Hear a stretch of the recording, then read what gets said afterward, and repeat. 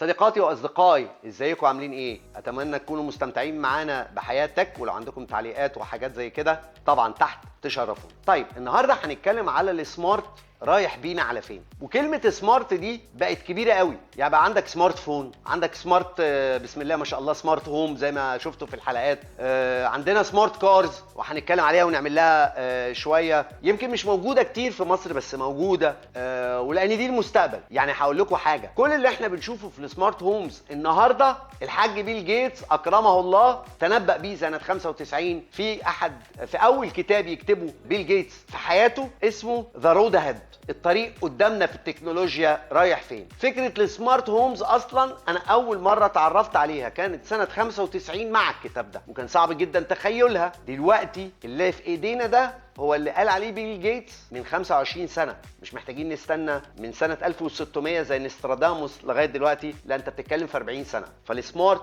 سريع جدا. السمارت هو عباره عن اي سوفت وير بيقدر ياخد قرار. ففي حاجه كده هتسمعوها كتير قوي وما تخافوش منها، اسمها AI، الذكاء الصناعي. الذكاء الصناعي ده هو اللي بيقدر يقول لي اللابتوب بتاعي ان انا اللي واقف قدامه، عن طريق انه اللابتوب الكاميرا اللي فيه بتفتح وتشوف وش هو متعرف عليه فعلا فيفتح لي، او عن طريق بصمة الصباع زي لو عايزين تراجعونا في حلقة السكيورتي بتاعة البيت السمارت هومز، هتلاقوا انك مش شرط خالص يبقى معاك مفتاح عشان تفتح الباب دلوقتي، ممكن ببصمة بشكلك، ممكن ببصمة صباعك، ممكن بكود، او ممكن يبقى كمان ببصمة صوتك قريب. التكنولوجيا بتتطور بشكل رهيب. خليني احكي لكم حكايه. كان التلاجة كان دايما بنبص لها ان هي فكره مش سمارت، او جهاز عمره ما هيبقى سمارت. سامسونج طرح تلاجة حاليا تقدر فيها شاشه، فلو انت واقف في المطبخ بتطبخ او بتاع تقدر تتابع النتفليكس بتاعك وتكمل عشان ما تزهقش. مش كده وبس، التلاجة من جوه فيها كاميرات،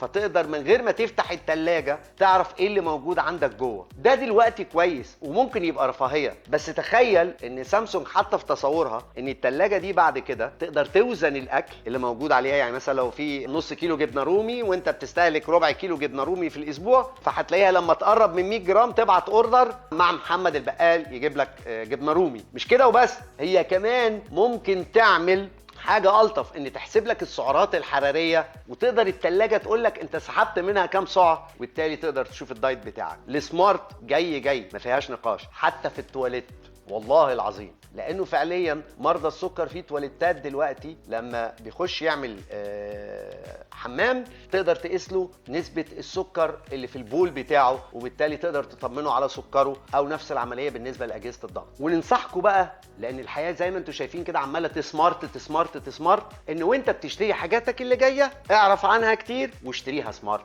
عشان تقدر تكمل. اشوفكم على خير المره الجايه. سلام.